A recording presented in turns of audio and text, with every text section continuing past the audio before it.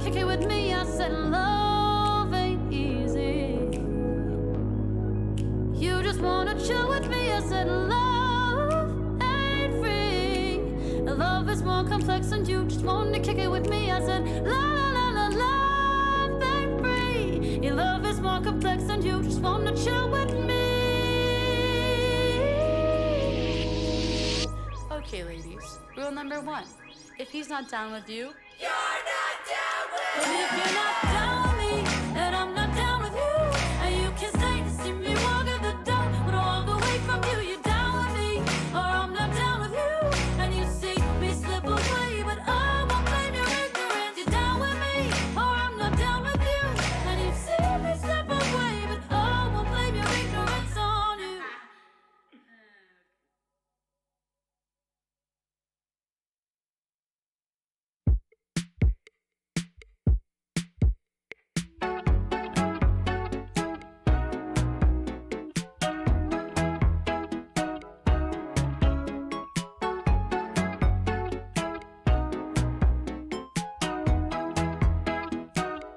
Looking like lockdown, feeling like a zoom out. Maybe we take a trip. They say it's good to get out, and then they say you just can't leave. Yeah, you gotta stay in, coping like quarantine, but that feeling faded. Time to take a go trip, go trip. Time to take a go trip, go trip. Time to take a go trip, go trip. Time to take a go trip, go trip.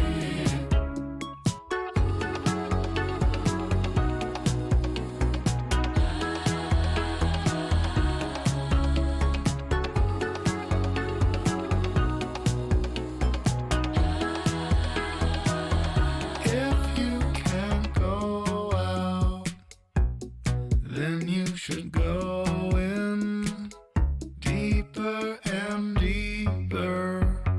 Yeah, these bars are about tripping, 'cause every time I close my eyes, all I see is darkness. I just try to future class, or dwell on the same shit from my past. Time to take a go trip, go trip. Time to take a go trip, go trip. Time to take a go trip, go trip. Time to take a go trip, go trip. Time to take a go trip, go trip. Time to take a go trip, go trip. Time to take a go trip, go trip. Time to take a go trip, go trip. What's left when nothing's right? Days bleed into the night, and you just can't sleep tight. You need a go trip. If everything you touch somehow turns into dust, that's how you know you must be on a go trip. Are you on a go trip, go trip?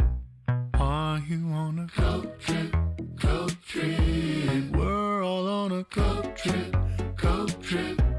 Yeah, we're on a go trip, go trip. Yeah, we're on a go trip, go trip. Yeah, you know you're on a go trip, go trip. Yeah, you know we're on a go trip, go trip. Yeah, we're really on a go trip, go trip. Yeah, we're really on a go trip.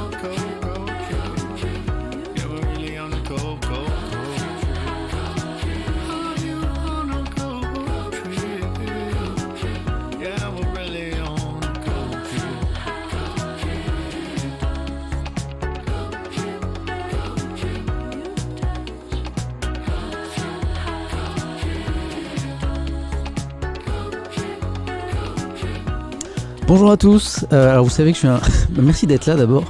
Merci à ceux qui n'ont pas dormi, qui sont restés. Merci à ceux qui sont déjà levés. Alors je suis en mode débutant, en mode padawan, vous le savez. Donc première question d'abord, est-ce que c'est au niveau du son, c'est bon pour vous? Est-ce que vous m'entendez bien? Est-ce que vous voulez que je mette plus fort, moins fort? J'attends vos retours. C'est nickel, d'accord. L'image, ça va. Alors évidemment, vous savez que je suis...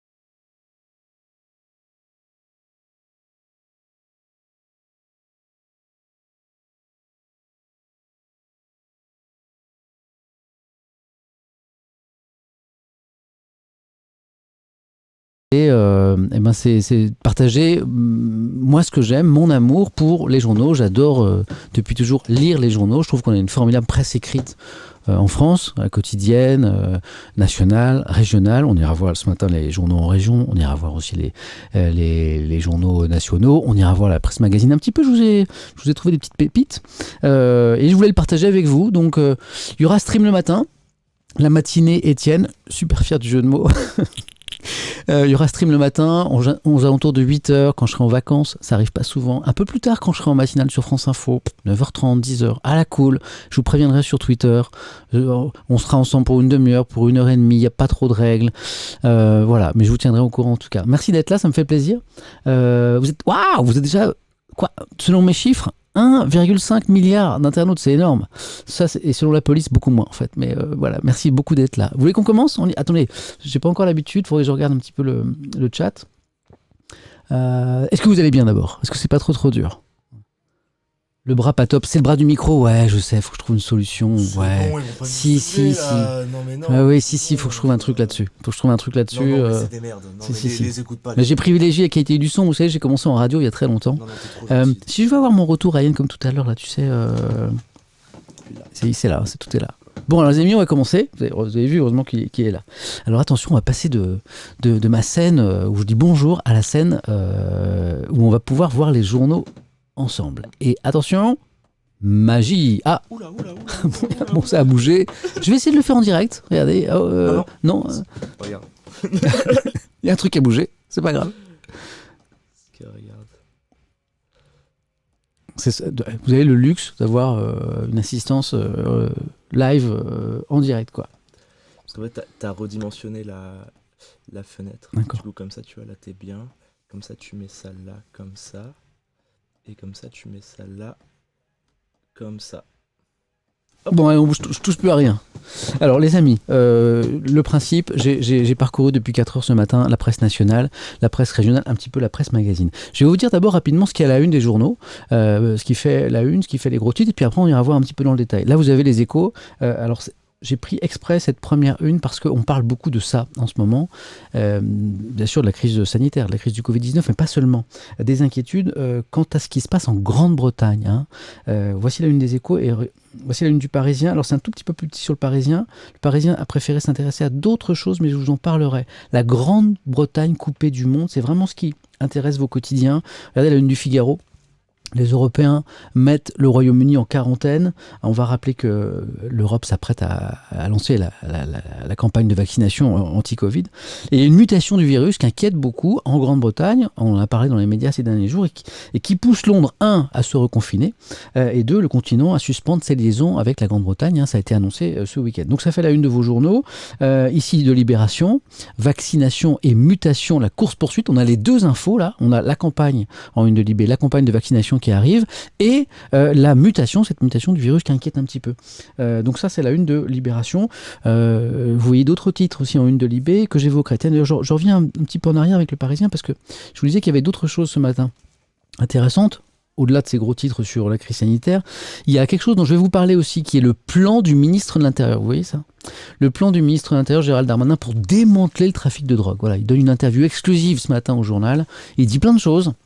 Je vous en parlerai. Il y a aussi les premières confidences de la Miss France qui a été désignée ce week-end, une jeune fille de Normandie, si je ne dis pas de bêtises. Et ça aussi, ça fait la une des journaux, et il y a pas mal de débats sur les Miss. Alors je voulais vous en parler parce qu'on va parler de ça. Libération, par exemple, s'intéresse à d'autres choses. Une interview exclusive pour ceux qui aiment la littérature d'un grand écrivain japonais qui est Murakami. Là aussi, il y a des choses intéressantes parce qu'il dit des choses sur les réseaux sociaux qui ne sont pas très très positives, et je voudrais votre avis à ce propos. Et puis, il y a un petit peu de sport aussi en une de vos quotidiens, et ici, c'est en une de Libé, avec les Bleus, hélas, les handballeuses qui se sont inclinées en finale de l'Euro 2020. C'était quand même le champion en titre. Bon, là, elles ont perdu. Il y a une autre question qui revient en une de vos journaux. Elle est, par exemple, ici, à la une de CNews. Fallait-il vraiment déconfiner à Noël ? On sait que dans les autres pays européens, il y a pas mal de nos voisins qui ont choisi non pas l'option du déconfinement, qui était a priori ardemment souhaité par les Français, mais l'inverse, un reconfinement. Donc certains journaux s'interrogent ce matin. Vous savez quoi ? Ça, c'est je vous ai montré la une de la presse nationale, et avant de rentrer dans le détail un petit peu de cette presse nationale, on va aller voir la presse en région. Et vous allez voir que beaucoup de unes, sinon la plupart, sont sur cette inquiétude quant à cette mutation du virus du Covid-19 en Grande-Bretagne. La une de Sud-Ouest, Covid-19, le Royaume-Uni à l'isolement, virus mutant, l'Europe en alerte, la dépêche du midi. Nord Littoral, donc là on est en plus pas très loin de la Grande-Bretagne, c'est intéressant cette une de Nord Littoral, on est dans la région de Calais, face au virus Calais, barrière de l'Europe. Le Royaume-Uni à l'isolement, c'est la une de la Voix du Nord. Cette nouvelle souche qui inquiète, je vous ai pas menti, c'est vraiment la préoccupation ce matin. Cette nouvelle souche qui inquiète, c'est la une de Libération Champagne. La mutation du virus qui inquiète l'Europe, le Courrier Picard, nouveau pic d'inquiétude à la une de La Provence. Et encore une, l'Est éclair, le Royaume-Uni mis en quarantaine. Est-ce qu'on en a d'autres ? Non, après on passe sur d'autres choses. Sur le football, après il y a des bon, on continue sur la PQR. Allez, bon, PQR, pardon, ça c'est vraiment du jargon de journalisme. C'est la presse quotidienne régionale. Il y a Ryan qui se marre à côté de PQR, quoi. Presse quotidienne régionale. La une de Nord Éclair, c'est la Ligue 1, c'est le foot, parce que le club du coin, le LOSC, Lille et le PSG jouaient hier. Alors c'est un match hyper attendu parce que les deux se tirent la bourre en tête du championnat. Il n'y a pas eu de vainqueur, donc neutralisation. 0-0, c'est le score. Donc du coup, au classement général, moi je ne suis pas un grand champion en foot. Ce point du match nul écrit Nord Éclair ce matin permet au LOSC de repasser en tête du classement devant Lyon. Donc 1 Lille, à l'heure où on parle, 2 Lyon, à la faveur d'une meilleure différence de but. On ira voir dans le détail un peu. Je vous ai mis les pages foot de côté aussi. À la une de l'Union, Noël au cœur des inquiétudes. Ah, ça c'est intéressant, parce que sur la crise sanitaire, donc, il y a cette inquiétude de la mutation du virus en Grande-Bretagne. Il y a la campagne de vaccination qui arrive. Et on en parlera aussi parce qu'il y a les débats, vous savez, les pros, les anti-vaccins. J'ai des choses là-dessus intéressantes. Et il y a aussi, qu'est-ce qu'on fait ? Qu'est-ce qu'on fait au réveillon ? Est-ce qu'on se rapproche de ses proches ? Est-ce qu'on invite le grand-père, la grand-mère, les frères et sœurs à table ou pas ? C'est très compliqué. Je pense que les Français sont partagés là-dessus. Vous l'êtes sûrement aussi. Chacun doit arbitrer. Alors c'est à la une de vos journaux cette préoccupation. À la une de l'Union. Alors l'Union, c'est dans la région de Reims. J'ai vu passer une remarque intéressante. C'est Quemar, est-ce que vous pourriez en profiter pour nous donner le contexte des journaux de droite, de gauche, de spécialisation ? On n'a pas tous les codes. C'est intéressant. Pour la presse régionale, c'est rare que un journal en région ait vraiment une couleur politique. Ça arrive. Je pourrais vous le préciser de temps en temps. C'est plus évident avec la presse nationale. Tout le monde sait que le Figaro a une lecture plutôt Ryan dit droite, j'allais dire conservatrice et libérale Oui, de droite, mais il a raison. Libération plutôt de gauche. L'Opinion, qui est un nouveau journal qui a été lancé par Nicolas Bétouche, si je ne dis pas de bêtises, il y a quelques années. C'est clairement un journal libéral sur un plan économique, donc pro-entreprise, pro-liberté d'entreprendre, tout ça. L'humanité, ce que je dois vous dire, quelle est la couleur de l'humanité, c'est rouge. Hein, ce fut longtemps la voie du Parti communiste, mais même si aujourd'hui il y a beaucoup plus de liberté en une de l'humain, mais c'est très à gauche. Qu'est-ce qu'il y a encore ? Voilà, on pourra en parler. En presse en région, c'est beaucoup moins identifié. Je reviens aux unes de région. Donc, on s'inquiète pour les réveillons. Qu'est-ce qu'on fait ? Prime. Moi, j'adore les jeux de mots, même quand ils sont pas trop bons. Je suis un peu le spécialiste. En général, je mets un petit. Voilà. Et là, j'en ai un réveillon gavé d'embûches. Réveillon gavé d'embûches. C'est bon, non ? Hop, ça mérite ça. Donc ça, c'est la une de la Charente Libre, sur ses inquiétudes sur qu'est-ce qu'on fait au fait. Paf, Sud-Ouest, pareil, le dilemme de Noël. Qu'est-ce qu'écrit Sud-Ouest à ce propos ? Entre besoin de se retrouver et volonté de ne pas propager le virus, les Français sont tiraillés à l'approche du réveillon. Et ouais, il a une soundboard. Ouais, j'ai des pads, je fais un truc de malade. Voilà, puis après... En une de vos quotidiens, on parle d'autre chose aussi, et notamment de Miss France. Attendez, alors je réfléchis parce que je ne veux pas tout faire dans le désordre. Est-ce que je vous parle maintenant de Miss France et des polémiques sur Miss France ou pas ? Allez, on y va. Est-ce qu'on y va ? Qu'est-ce que vous en pensez ? Est-ce qu'on va sur Miss France ? Parce que c'est une élection qui a fait couler beaucoup d'encre. Petit sondage en direct. On part sur Miss France ou pas ? On y va. Ouais, ok, ça marche. J'ai vu une question, pourquoi tu lis les journaux sur iPad et pas sur papier ? Je fais les deux. Le matin sur France Info, j'adore le papier. Voilà, j'adore lire les journaux à l'ancienne, j'adore le bruit du papier, l'odeur du papier, j'adore quand Libération me tâche les doigts avec l'encre, j'adore ça. Mais là, le matin, c'est plus pratique pour moi sur iPad. Donc quand je sortirai de la matinale de France Info, j'aurai les journaux, je vais faire plein de bruit avec mes journaux, mais là, je suis le matin à la maison, je suis en mode iPad. Voilà pour la petite remarque. Et merci de me l'avoir faite. Miss France, c'est parti. On commence soft. Regardez Paris-Normandie qui se félicite. Elle est normande, Miss France, donc. Elle est notre Miss France. Alors, Paris-Normandie, super content. C'est le côté un peu, cocardier régional. D'ailleurs, on verra dans un dossier tout à l'heure, dans un magazine qui s'appelle Cosette, qui est très féministe, que c'est un des ressorts du succès de Miss France, c'est le côté comme ça, c'est ma région qui triomphe. Même si on n'est pas trop bon chez Miss France, on a très envie que quand on est breton, que ce soit Miss Bretagne qui gagne.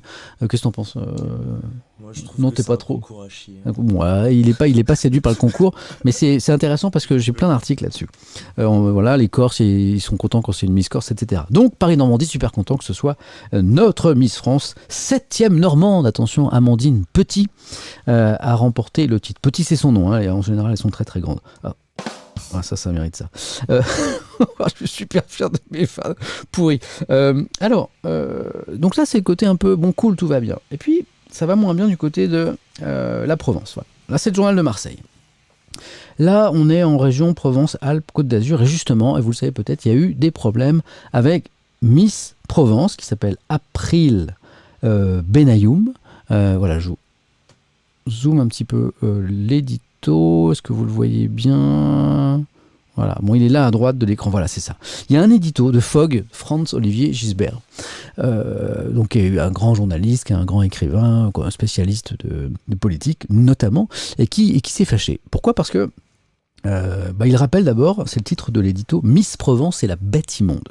Il rappelle que il y a eu, lors de l'élection, de violentes attaques antisémites, notamment sur les réseaux sociaux, qui visaient cette Miss Provence, notamment quand elle a rappelé, à l'antenne, j'ai moi-même des origines assez variées. Ma mère est serbo-croate et mon père israélien. C'est marrant, israélien-italien. Israélien-italien. Pour avoir évoqué ses origines dans un portrait que lui consacrait TF1 pendant le concours de Miss France, April Benayoum, Miss Provence 2021, donc, élue première dauphine, Franz-Olivier Gisbert nous le rappelle, a été la cible de violentes attaques antisémites sur les réseaux sociaux. Alors, qu'est-ce qu'écrit ? Je voulais vous lire un petit peu cet édito parce que je le trouve bien pensé. Qu'est-ce qu'écrit Fogg à ce propos ? On dira qu'il ne faut pas dramatiser, que les réseaux sociaux ne sont souvent que des culs de basse fausses où macère la haine des hyènes. Bon, moi je suis pas tout à fait d'accord avec cette lecture. Les réseaux sociaux, c'est un outil. On en fait ce qu'on en veut. Si on veut faire du bien avec les réseaux sociaux et dire des choses intelligentes et positives, on le fait. Si on veut dire des conneries, on le fait aussi. Ça n'est qu'un instrument. C'est pas le réseau social qui est responsable, c'est ce qu'on y met. Voilà. Ceci dit, Fogg écrit: Mais la France ne sera plus la France le jour où elle s'habituera à ce que la communauté juive, notamment, soit sans cesse harcelée, ostracisée, stigmatisée, comme en Europe de l'Est au temps des pogroms des années 30. Vous voyez, on parle d'un truc super léger, Miss France, et on va vers quelque chose d'un peu plus profond. Et pendant ce temps-là, merci beaucoup, Ryan me refait mon cadre parce que l'édito n'était pas très très lisible. Je continue. Fogg écrit foin des tabous et des dénis, regardons la réalité bien en face. Et là, on parle de l'antisémitisme en France. Chaque année, les actes antisémites augmentent en France. 687 en 2019, 27%. Chiffre qui, proportionnellement au nombre de juifs, dépasse de loin les actes antichrétiens, écrit Fogg, ou anti-musulmans. Quel pays sommes-nous devenus, s'interroge l'éditorialiste, pour que l'antisémitisme puisse se défouler ainsi, avec autant de puissance que d'abjection en marge d'un concours de beauté? C'est la question que le pose le journaliste. Et il conclut que l'élection de Miss France ait donné lieu à un concours d'antisémitisme montre que la France file un mauvais coton. Il est temps de se réveiller et de prendre conscience que, comme le disait le dramaturge Bertolt Brecht quand le Troisième Reich était à son apogée, donc on part de Miss France et on arrive sur le régime hitlérien, le ventre est encore fécond, d'où a surgi la bête immonde. Vous voyez, on part d'une info un peu anecdotique et puis on arrive à quelque chose d'autre. Donc ça, c'est le débat sur les insultes antisémites qu'il y a eu sur les réseaux sociaux pendant l'élection. Et puis ça nous emmène à autre chose. Ce week-end, j'ai lu ça. Un dossier de Cosette, qui est un hebdo, qui est un magazine, qui est super féministe. Ça va faire plaisir à Étoile, qui est pas trop pro Miss France. Alors c'est vraiment l'angle choisi par le magazine qui se demande, mais quand est-ce qu'on en termine avec ce concours? À quand vous êtes 5400, mais vous êtes des malades, mais vous êtes déjà debout. Waouh. À quand la fin du règne? Je vois que certains se demandent combien de temps ça va durer. Je sais pas. Je suis peut-être là une demi-heure, je suis là 3 heures, je sais pas. Ce qui est sûr, c'est qu'à 8h30, pour ceux qui seront encore avec nous et qui vont nous rejoindre, je referai un petit tour des unes, juste pour dire ce qu'il y a à la une des journaux, parce que là, je rentre dans le détail. Mais à toutes les demi-heures comme ça, ou tous les quarts d'heure, je verrai, mais plutôt toutes les demi-heures ce matin, je vous remontrerai un petit peu les unes pour ceux qui nous rejoindront. Là, on est ensemble depuis 17 minutes quand même. Donc Cosette, magazine, dossier, à quand la fin du règne? Quand est-ce qu'on en termine avec cette vieille Miss France? Alors, qu'écrit Cosette à ce propos? Je ne sais pas si vous connaissez ce magazine, mais c'est clairement une lecture féministe de l'actualité, et c'est intéressant. Cette année, Miss France souffle sa 100e bougie. Pourquoi fait-on encore défiler des jeunes filles en maillot de bain pour désigner la plus jolie du lot et leur filer écharpe et couronne? Pareil que ça plaît au public, les audiences sont là. Ça plaît au public, c'est ça le problème aussi. On peut avoir un jugement sur le truc, mais à un moment, parfois on donne aussi ce que les gens veulent regarder. Les audiences sont juste énormes. Pas du tout convaincu, Cosette a mis son ça va faire plaisir aux organisateurs. Ça. Comment s'appelle la chef? C'est Sylvie Tellier. Sylvie Tellier. D'une institution mi-ringarde, mi-sexiste qui semble aussi immuable que la Tour Eiffel. Bon, on continue. Dis-moi. J'ai Étoile là qui est... Il y a un truc bizarre. Il est chaud sur ce thème. Non mais il y a un truc bizarre qui est que lorsque... Tu sais, ils disent c'est un concours d'intelligence. Ils ont parlé de ça. Ils ont dit le mot. Ah mais c'est un concours de beauté et d'intelligence.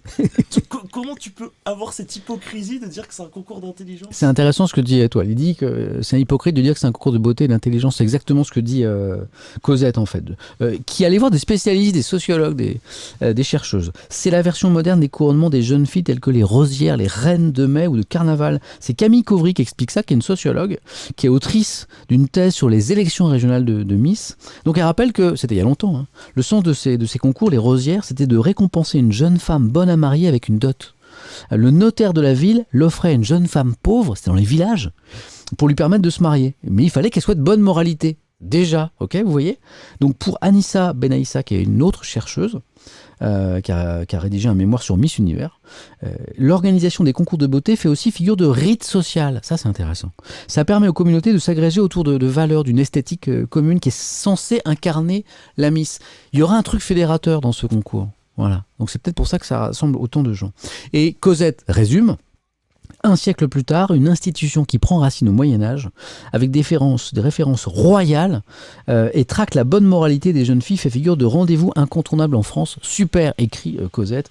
On progresse vite niveau féminisme. Voilà. Alors ça continue, je ne vais pas tout vous lire, mais il y a des choses très factuelles, comme par exemple, Cosette cite un rapport qui est tout récent, de mars 2020, sur l'état des lieux du sexisme en France. C'est un rapport qui vient du Haut Conseil à l'égalité, vous connaissez peut-être, c'est une instance qui dépend du Premier ministre, qui a qualifié les Miss France, on n'en a pas trop parlé à l'époque dans l'actualité, de caricatures, qui participent, je cite, à une instrumentalisation du corps des femmes et d'une vision archaïque de leur place et de leur rôle dans la société. Et les auditrices de ce rapport, donc, enfoncent le clou, cette dictature d'une beauté unique, d'être grande, mince, jeune, etc., participe de la création d'une chape de plomb, moi j'aime bien cet argument, d'une chape de plomb supplémentaire placée sur les épaules des filles, des jeunes filles et des femmes. Dans ce concours censé les mettre en valeur, on s'aperçoit en fait qu'elles ne sont que des femmes objets et non sujets. C'est intéressant, hein, voilà. Il y a plein de choses comme ça intéressantes. Maître Gims, si j'ai du temps, je vous parlerai de Maître Gims qui a fait la une de Paris Match. Et j'ai appris plein de trucs sur Maître Gims, voilà. Notamment sur son enfance qui n'a pas été rose, qui n'a pas été facile, mais du tout, quoi, vous verrez. C'est super intéressant. Une dernière chose, pourquoi ça marche Miss France ? Bon, je sais pas, personnellement, j'ai pas regardé. Qu'est-ce que je faisais ? Qu'est-ce qu'on faisait samedi ? Je suis allé au lit super tôt. Pourquoi ça marche ? Il y a une chercheuse qui explique, il faut chercher l'explication de cette fascination dans une forme de nostalgie collective. Voilà, c'est un vieux truc qui fédère, bon, ok, d'accord. Et aussi, je vous en parlais tout à l'heure avec, vous savez, la une de Paris-Normandie. Ouais, c'est notre Miss qui a gagné, bam. J'ai plein de petits mots comme ça. Chauvinisme régional, qu'est-ce que c'est ? Hop, c'est là. En fait, c'est le fait que c'est ma Miss qui a gagné. Et je veux que ce soit ma Miss qui gagne. Et puis, il y a aussi ceux qui regardent, voilà les coquins. C'est le dernier élément d'explication pour expliquer les bêtes d'audience. Il y a ceux qui regardent avec du second degré, un regard un petit peu coquin. Voilà, c'est le rendez-vous on bitch, quoi. Voilà, on critique un petit peu, on se moque des Miss. Les émissions d'aujourd'hui, comme les concours de mariage ou les reines du shopping, reposent beaucoup sur l'idée de se moquer. Ça répond au besoin social de se dire qu'on est mieux. C'est pas joli, mais ça expliquerait aussi pour une partie l'audience. Voilà pour cette petite page. Miss dont je voulais vous parler, vous voyez, on est parti de la une de Paris-Normandie qui disait ouais, bravo, Miss Normandie, c'est formidable. À la une de la Provence, à l'édito de Franz-Olivier Gisbert, qui lui s'alarmait des critiques, des diatribes antisémites qui sont répandues dans certains messages sur les réseaux sociaux sur Miss Provence, dont le papa a des origines israéliennes. Et puis on arrive à cette interrogation sur un mode féministe. Mais est-ce qu'en France, ça a encore du sens d'avoir moi j'ai pas d'avis sur la question, je regarde pas personnellement, je sais pas ce que vous en pensez, je regarde un petit peu le chat, j'ai vendu le Paris Match sur Gims, un vieux de 90 ans hier, priceless. Mais oui, mais c'est ça, mais c'est bien aussi, mais je trouve que c'est bien cette une de Paris Match, on va en parler tout à l'heure. Bon, il est quelle heure ? 8h23, donc ça veut dire que je vais pas vous parler, on va pas refaire toutes les unes tout de suite. Je vous ai parlé de Maître Gims. Allez, on y va ? C'est parti. C'est vraiment pas mal. C'est le Paris Match qui est sorti il y a quelques jours. Et qui m'a vraiment... Moi, j'aime bien lire Paris Match parce que, alors d'abord, parfois, il y a des reportages un peu people, quoi. Tout est beau, on rentre dans l'intimité des stars, et puis alors, les textes sont un petit peu... quelle vie, quel homme formidable, quelle vie extraordinaire, quelle belle cuisine. Vous voyez, ce genre de truc. Et puis là, je me suis dit, tiens, on est un peu sur un autre truc, là. La France selon Gims, avec vous voyez, le point levé, là. Je me dis, tiens, que nous fait Paris Match ? Alors je lis, entre gratitude et inquiétude, l'étonnante confession du rappeur aux 5 millions d'albums. Ouais, je me suis dit, ok, on va là-dedans. Et j'ai appris plein de trucs. Bon, là, on est, alors, sur l'iconographie, sur l'image, sur les photos, c'est du Paris Match. Regardez, vous reconnaissez peut-être comment s'appelle cette place, là, où il y a tous les joailliers chics, la place Vendôme, hein, voilà. Donc, place Vendôme, le maître Gims en mode sapé comme jamais, super chic, il est sur le balcon, d'un hôtel de luxe, hein. C'est évident, donc on se dit ok, c'est du Paris Match, et puis on lit l'article, et puis on fait bien de lire l'article, parce que moi je savais pas que Maître Gims il est né au Congo, hein, République démocratique du Congo aujourd'hui, ce qu'on appelait le Zaïre à l'époque, c'était l'époque de Mobutu, jusqu'à 2 ans et demi, il est né là-bas, et puis il a 2 ans et demi, et son papa qui était chanteur, il écrit une chanson contre Mobutu, hein, qui était le dictateur du Zaïre. Et, mauvaise idée du papa, et Gims, parce que maintenant on est d'accord que c'est Gims, ça c'est plus Maître Gims. Gims écrit « Du jour au lendemain, on doit fuir ». C'est un petit bonhomme de 2 ans et demi, et il doit fuir son pays, parce que la musique au Congo, c'est aussi important que la politique. Quand un artiste fait une telle chanson, ça ne passe pas inaperçu, c'est passible de la peine de mort. Ok, alors là je me dis, ok, voilà une vie... qui commence sous des auspices un peu compliqués. Et puis ça continue. L'arrivée en France est pas facile. Bon, après, alors c'est très paradoxal, c'est très étonnant. Gims dit qu'il n'a pas souffert vraiment du racisme en France, qu'il le perçoit peut-être plus aujourd'hui qu'enfant. En tout cas, enfant, il a été accueilli par des petits sympas, des professeurs, des institutrices qui étaient cool. Voilà, il a été bien accueilli. Donc, les premières années, ça va. Et puis, arrive l'adolescence. Et là, il parle, je sais pas, vous le voyez là, je pense, à l'image, d'une adolescence bazardée. Parce que j'ai été placé, dit-il, en foyer, à Forges-les-Bains, où mes parents venaient me voir le week-end. J'y suis resté 2 ans. L'aide sociale à l'enfance, en France, est très efficace. Les structures sont super bien adaptées. Si je me suis retrouvé là-bas, pourquoi il a des parents, hein, Maître Gims. Pourquoi il est là-bas? Parce qu'on n'avait nulle part où vivre. Voilà. Et puis on a été trimballé ensuite de squat en squat. Donc là, l'adolescence, c'est plus compliqué. Un peu plus loin, il parle de son rapport à l'école. J'ai pas été un élève assidu. Pourquoi? Parce que je pouvais pas l'être. Trimballé de squat en squat, c'était matériellement très compliqué. Le papa a disparu. Il est parti, la maman était seule, son travail, voilà. Écoutez, il écrit ça. Enfin, il dit ça aux journalistes de Paris Match. On vivait dans des apparts où il y avait ni bail ni loyer. Plusieurs fois, il m'est arrivé en rentrant chez moi, entre guillemets, de tomber sur des huissiers. On devait partir sur le champ.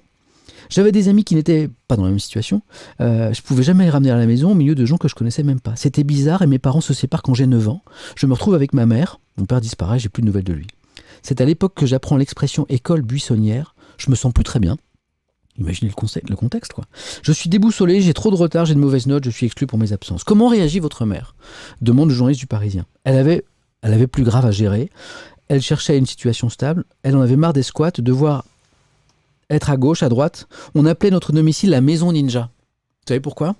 Parce qu'il fallait être prêt à sauter par la fenêtre à tout moment si la police arrivait. Voilà, ça c'est l'enfance de Gims. Donc moi je dis waouh. Quand j'imagine la réussite aujourd'hui, que je me dis voilà, c'est-à-dire qu'il y a des enfants, des ados qui passent par ça, qui ont clairement pas un cadre facile, hein, pour des tuteurs pour s'élever dans la vie, hein, le cadre confortable d'un foyer stable, les moyens matériels pour payer la bonne école, pour ne serait-ce qu'avoir un toit décent au-dessus. Voilà, il a connu ça et voyons où il est aujourd'hui. Donc il raconte ça, moi ça m'a vraiment bluffé. Et puis à la fin, c'est un peu plus léger, et ça m'a interpellé aussi. Le journaliste lui dit « Mais Gims, vous cédez volontiers à certains clichés véhiculés par le rap, votre image bling-bling notamment. » Ben lui il rigole. Il dit « Je suis congolais, les Congolais sont bling à la base. Même ma mère elle est bling sans le savoir. » On aime ce qui brille, on aime l'or, les bijoux, les fringues, je pouvais pas y échapper. Et je trouve que pour un Congolais, je suis pas très bling. Voilà, j'aime bien ça. Et puis, le journaliste le relance et on va sur autre chose, là, une réflexion sur la réussite et sur l'argent. La réussite et sur l'argent en France. Le journaliste lui dit, vous assumez le fait de gagner beaucoup d'argent, de l'exhiber même. C'est vrai, la France est le pays du luxe par excellence, répond Gims. Regardez par la fenêtre. Je vous parlais de la place Vendôme tout à l'heure. On est à côté de la place Vendôme, de la rue du Faubourg Saint-Honoré, pas loin des Champs-Élysées, l'avenue la plus chère du monde. Les Français, c'est la classe, c'est les sapes, il a raison. C'est la mode, c'est le parfum, c'est le luxe, tout ça. Mais, quand on le met en avant, dit Gims, quand on met en avant ce qui fait notre fierté, c'est pas validé. Et je comprends pas. C'est intéressant ce qu'il dit, non? Il faudrait pas montrer ce qu'on a de luxueux alors qu'on est au pays de Cartier et de Vuitton. Non, ici, quand on porte ces vêtements, c'est qu'on est un kéké. J'adore cette réflexion. On est les premiers à se faire... Qu'est-ce que t'en penses? Non, t'es pas... Moi, j'aime bien, moi. C'est juste qu'il y a un double discours sur le fait qu'il dit... En fait, c'est les gens qui connaissent Gims depuis très longtemps se disent que quand t'as insisté sur le fait que t'as grandi dans la merde et qu'ensuite tu insistes tout le temps sur le bling bling, il y a des gens que ça va déranger. Après, tu vas avoir les deux avis. Tu vas avoir les gens qui vont se dire c'est normal qu'ils soient heureux d'être partis d'en bas et d'arriver en haut. Et tu vas avoir aussi ce côté un peu jaloux d'être en mode oh mais pourquoi ils montent alors que sois heureux, sérieux. Mais c'est vrai que sa réflexion sur la réussite... Alors on a quelqu'un, je le disais, qui manifestement est quand même parti d'un cadre pas facile pour réussir, qui a réussi, et il fait ce constat qu'en France, on n'aime pas toujours la réussite. Ou en tout cas, il ne faut pas la montrer, quoi. Donc on peut être parti de rien et d'avoir réussi, matériellement en tout cas, parce qu'on est d'accord que la réussite matérielle n'est qu'un aspect de la réussite et du bonheur, mais on peut être parti de rien et avoir réussi, il ne faut pas trop le montrer parce que ça attise les jalousies. Voilà. Encore aujourd'hui, en France, moi j'aime pas les bagnoles, j'ai pas de voiture, mais Alors, si quelqu'un aime les bagnoles et a envie de mettre plein d'argent, même si c'est totalement inconsidéré dans une belle voiture, mais Dieu lui en plaise, c'est ça liberté, quoi. Et pourtant en France, moi je vois encore quand je me balade, je vois des bons coups de clé, vous savez, sur les belles voitures, là, hein, la belle berline allemande, la belle voiture de sport, et bim, un gros coup de clé tout le long. Mais... Tous des merdes. Non mais sérieux, mais laissez les gens. Si sa liberté, son plaisir, c'est d'acheter une belle bagnole, franchement. Du moment qu'il n'est pas en mode Ferrari avec ses échappements libres et qu'il me réveille à 2h du matin, moi je m'en fous. Voilà. D'ailleurs, il faudrait que j'en parle à la maire de Paris de ces voitures de sport qui font du bruit là. Ça me va pas du tout. Bon, quelle heure il est ? 8h30. Tadam ! Alors, 8h30, je vais vous mettre. Je vais vous mettre ça. Je vais vous dire que c'est mon petit jingle. 8h30 ? Pour ceux qui nous rejoignent, parce que tout le monde n'était peut-être pas là à 8h, vous êtes 6700. Waouh, c'est dingue. Bon, je sais pas d'où vous venez, mais bon, vous avez le droit à un café déjà. De leur lire. Et moi aussi, un petit café. 8h30, on va revenir sur ce qui fait la une des journaux en France. Hein, je vais vous remontrer un petit peu les unes pour vous dire ce qu'il y a dans l'actualité ce matin. Toutes les demi-heures, je fais ça. Puis après, je vous montrerai d'autres choses. J'ai des petites surprises pour vous. Notamment, j'en ai une qui est assez rigolote. Petit café d'abord.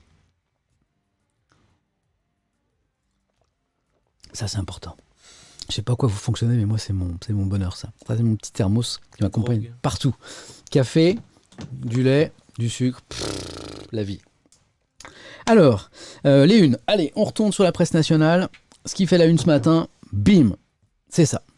C'est la crise sanitaire, c'est les campagnes de vaccination qui arrivent en Europe, c'est les inquiétudes quant à la mutation du virus en Grande-Bretagne. Ça fait la une des Échos, ça fait la une du Parisien ici. La Grande-Bretagne coupée du monde. Ça fait la une du Figaro, les Européens mettent le Royaume-Uni en quarantaine pour ceux qui ont coupé la radio, qui n'ont pas lu les journaux ce week-end.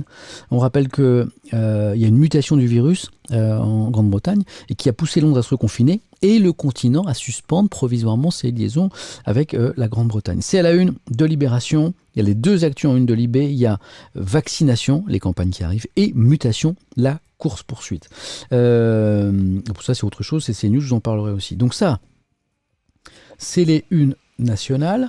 Et vous allez voir que cette inquiétude, cette préoccupation, elle fait aussi la une de la presse en région. Et ça, pour moi, c'est un thermomètre. Quand il y a autant de unes comme ça sur une question, c'est que vraiment, il y a de vraies interrogations. Et on voit que cette mutation du virus, elle inquiète. Ici, c'est Sud-Ouest, le Royaume-Uni à l'isolement. Virus mutant, la une de la Dépêche du Midi. On est dans la région de Toulouse, pour ceux qui ne connaissent pas.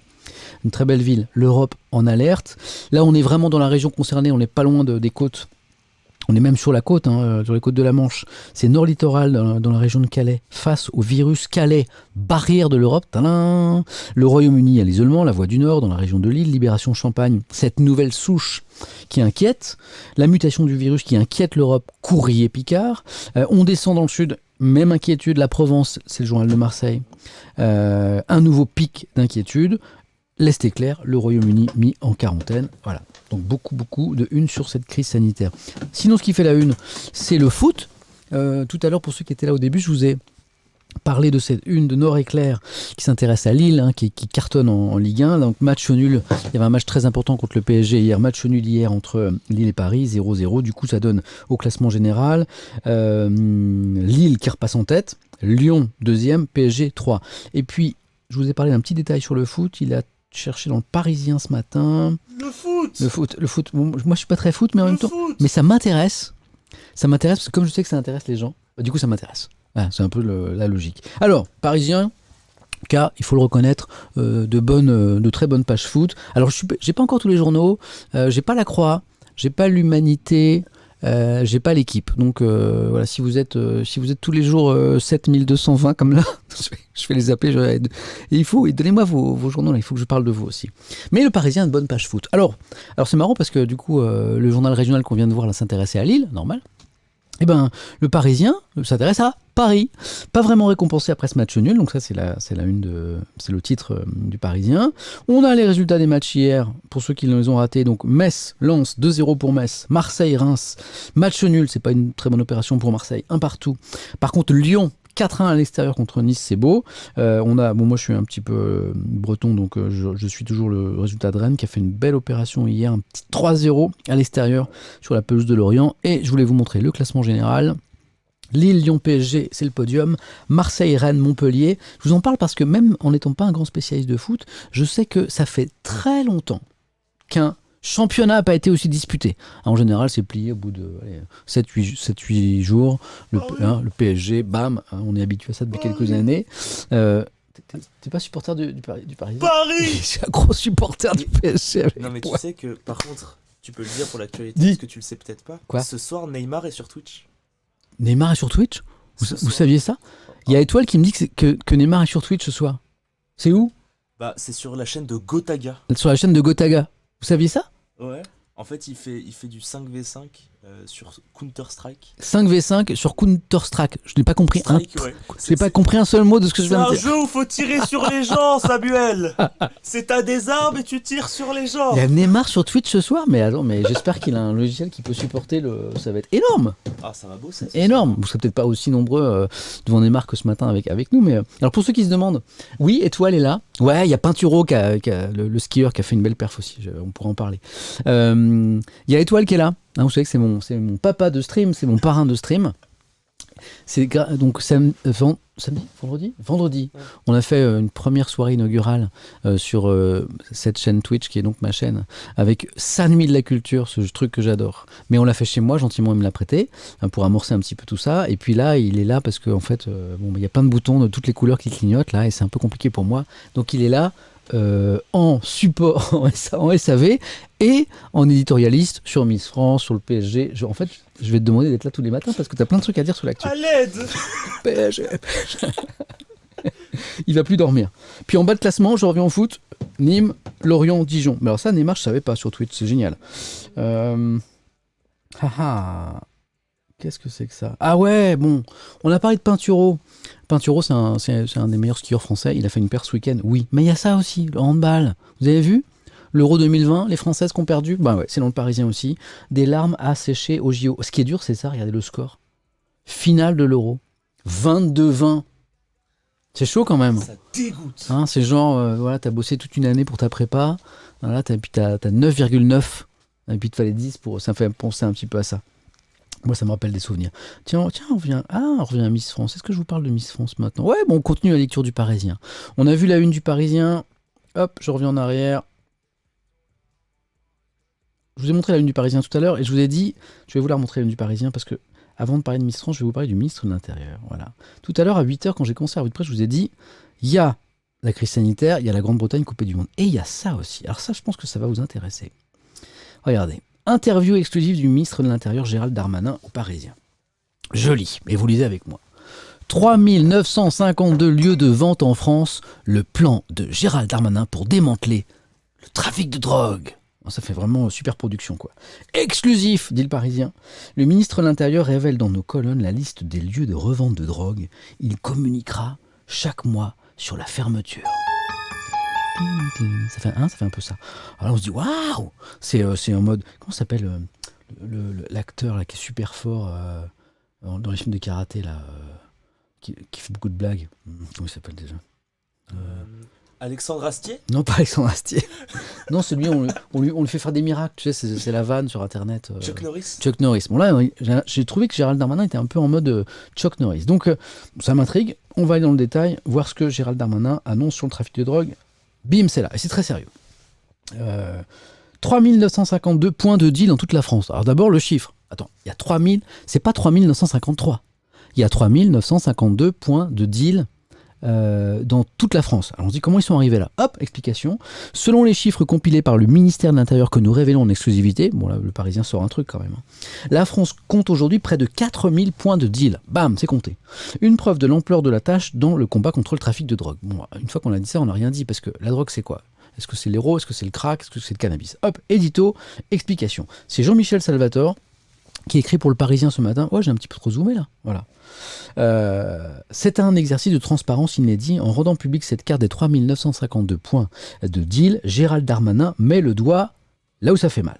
Le trafic est partout, car la consommation de cannabis est partout. En fait, on comprend que c'est essentiellement, l'immense majorité de ces points de deal, c'est du trafic de cannabis. Les Français en sont les premiers consommateurs en Europe. Info.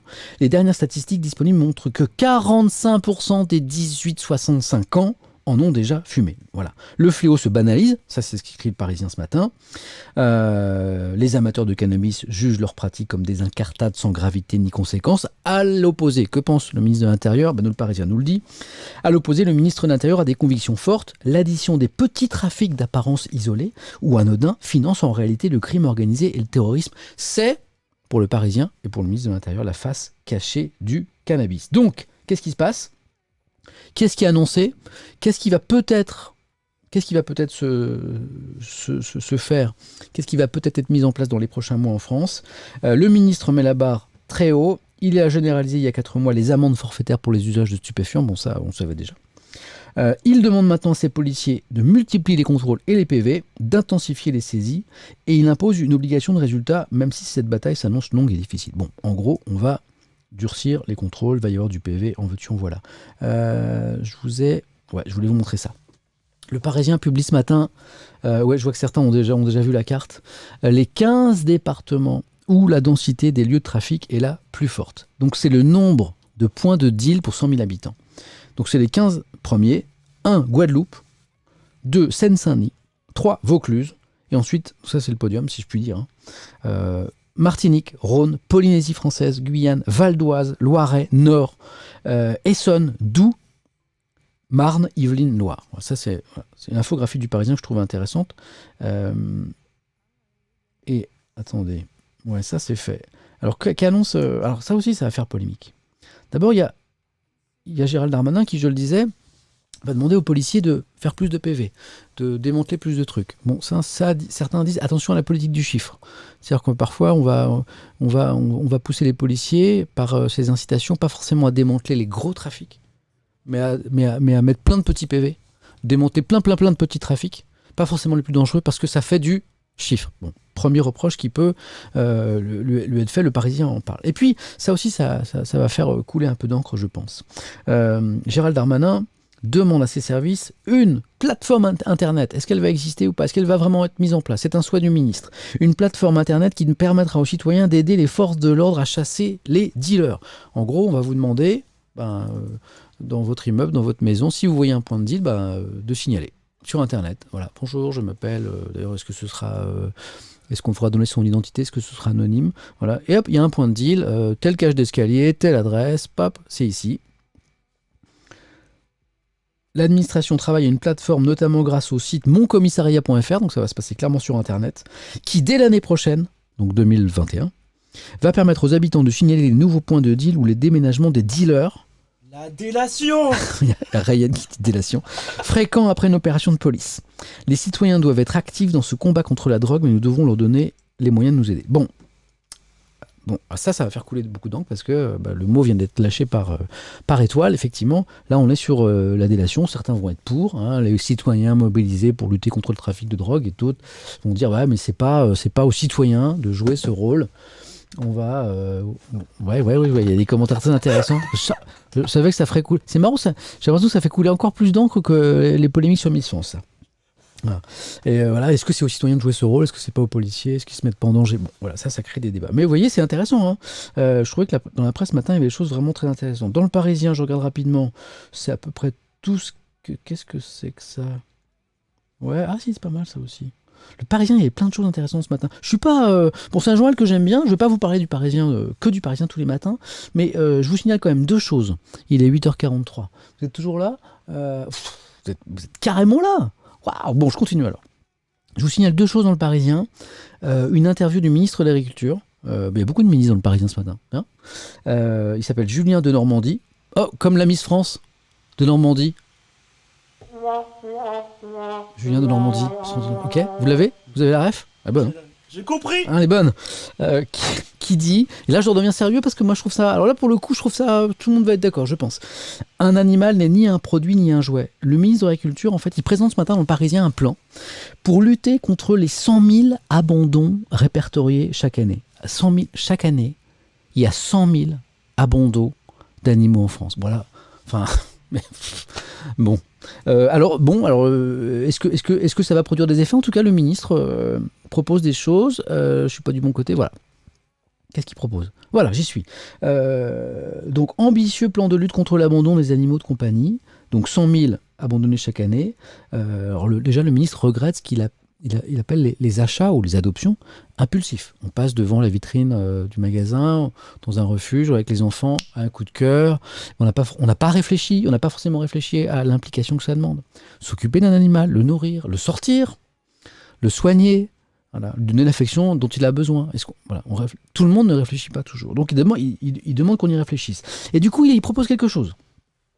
Pour lutter contre ces comportements qui mènent trop souvent aux abandons, nous allons introduire un certificat de sensibilisation obligatoire pour tout adoptant ou acheteur. En gros, vous allez adopter ou acheter un animal, on va vous faire signer un certificat qui vous dit tout ça. Alors vous allez me dire, ouais, bon, ça va pas très loin. Ouais, mais ça peut peut-être faire réfléchir certaines personnes qui disent, ah oui, mais tu as, chérie, est-ce qu'on a vraiment bien réfléchi? Bon, première chose. Donc il faudra signer ce document, explique le ministre, qui vous informe de tout ce que cela implique en termes d'obligation de soins, de vaccination, de nécessité de sortir son animal et du coût financier. C'est exactement ce que je vous disais. Il s'agit de prendre conscience des responsabilités liées à l'adoption d'un animal. Ils n'ont rien demandé, eux. Si vous n'êtes pas sûr de pouvoir vous en occuper, laissez-les tranquilles. Et c'est pas tout. Sanction.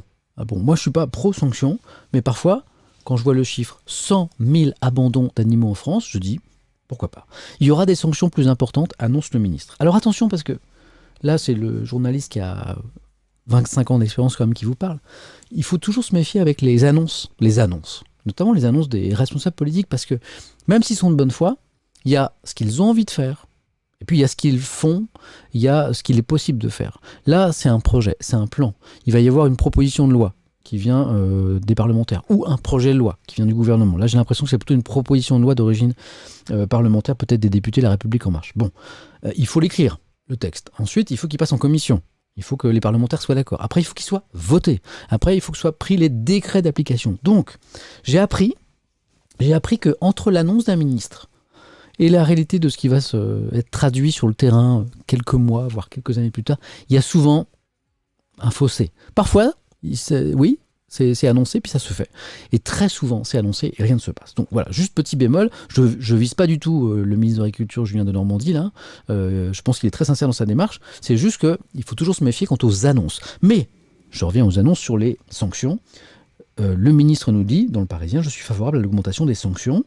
On a travaillé avec la chancellerie, c'est le ministère de la Justice, pour aller jusqu'à 3 ans de prison.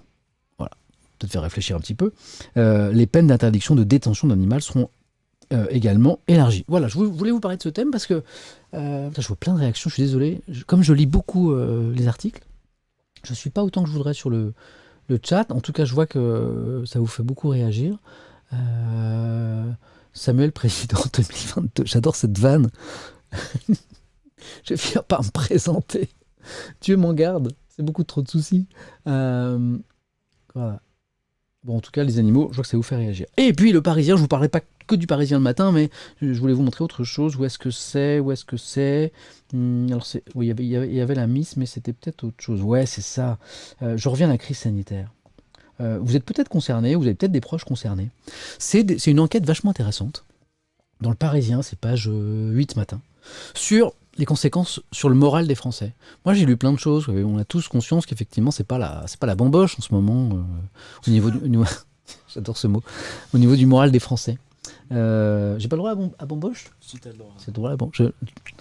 C'est pas tough, mais c'était pas mesuré. Là, il y a des choses un petit peu intéressante sur la mesure de cet impact de la crise sanitaire sur le moral. La pandémie a de lourds effets sur notre état psychologique, un mal invisible confirmé, voilà l'étude, par le dernier sondage Odoxa que nous révélons et qui inquiète les professionnels de santé. Voilà le sondage, je vous le zoome, voilà. Sondage auprès des Français. Depuis le début de la crise sanitaire, vous arrive-t-il de ressentir les troubles, les manques suivants? Sentiment d'isolement, 62% des personnes interrogées disent ouais. Manque d'activité physique, 61%. Ça, je pense qu'on a tous le même problème. Moi, j'ai pris bien du bedou. Ennui, 58%. Bon, nous, on s'ennuie pas parce qu'on a toujours... Comment des gens peuvent s'ennuyer? N'êtes-vous pas? Nous, on a Twitch, nous. Impression d'être sous pression, 56%. Perturbation du rythme de votre sommeil, 55%. C'est énorme, hein? Sentiment de colère, 55%. Baisse de votre libido, 40%. 40%. Ça, c'est grave, non? Bah, écoute, c'est grave ou pas, ça? 40%. Je veux dire, après, on attend le mariage, quoi. saleté de virus. Renforcement de vos addictions à l'alcool, tabac, 23%. Donc, voilà. Ça, c'est des chiffres sur les conséquences. Et ça, et je vois que vous êtes pas mal à réagir là-dessus, qui sont, selon cette étude, mais on le savait déjà, hein, mais là c'est mesuré, qui sont les plus impactés en France, et je pense dans le reste de la planète aussi, par cette crise sanitaire sur le plan psychologique? Les étudiants, les jeunes. Un tiers d'entre eux, 31% exactement, ont présenté des signes de détresse psychologique selon une récente étude de l'Observatoire de la vie étudiante. Donc c'est très compliqué pour les étudiants en ce moment. Les cours en distanciel, franchement, débuter des études en étant à la maison, sans pouvoir échanger avec les profs, les camarades, merci quoi. C'est de la merde, comme dit mon voisin. Voilà. Bon, les amis, si vous inquiétez, si vous dites ah ouais, mais moi je suis pas concerné, je suis en pleine forme, je suis plus fort que le Covid, voilà. Attention, pour vous ou pour vos proches, c'est intéressant ce petit dossier. Les signes qui doivent alerter, éventuellement, qui doivent nous mener à consulter un médecin ou un psy, voilà, si on est un petit peu impacté psychologiquement. Quels sont les signes qui doivent alerter? La perte d'envie. Voilà, si vous avez goût à rien depuis quelques temps, travail ou autre, perte d'envie. L'irritabilité. Voilà. Bon, si vous êtes de mauvaise humeur de manière générale, et que vous êtes de mauvaise humeur en ce moment, c'est normal. Allez pas consulter pour ça. Mais si c'est pas normal, allez consulter. Un rythme ralenti. Hein, si vous avez l'impression de pédaler un petit peu dans la semoule. Estime de soi en berne. La rumination, si vous ruminez des trucs, voilà. Et l'augmentation des addictions. Voilà, c'est des signes. Voilà. Si vous avez un ou plusieurs de ces signes, n'hésitez pas. En fait, c'est un professeur qui dit ça. C'est le professeur Michel Lejoyau. Vous le voyez ici. Le chef du service de psychiatrie et d'addictologie à l'hôpital Bichat à Paris.